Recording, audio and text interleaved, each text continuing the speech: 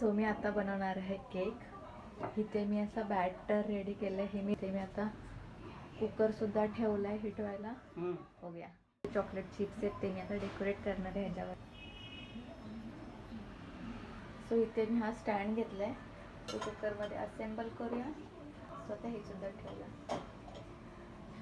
आणि कुकरच्या झाकणाची मी सिट्टी काढली आणि रबर सुद्धा काढला। त्याला आपण पॅक करूया। सो आता आपण ह्याला एकदम मीडियम ह्याच्यावरती फक्त 10 ते 15 मिनिटं ठेवूया। सो आता मी गॅस बंद केलेले। झालं की झालंय की नाही झालं हे बघ। Man just look at it. ओ काढून दाखवते जस्ट।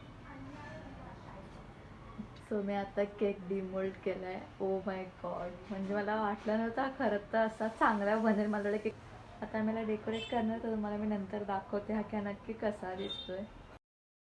सो आता फायनली केक रेडी आहे, मी तुम्हाला दाखवते। ह्याला मी डेकोरेट सुद्धा केलं आहे।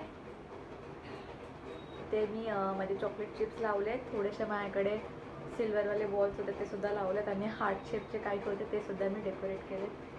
पण मी आता जो हा एवढा सुंदर केक बनवला आहे तो मी आज कापणार नाही, तो मी उद्या कापणार आहे। बिकॉज उद्या माझी दिदी येणार।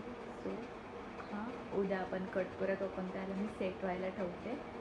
सो भेटूया उद्या, तिची रिॲक्शन काय आपण बघूया। Okay bye. सो आता माझी दिदी आली, आपण तिला सरप्राईज ती गेले।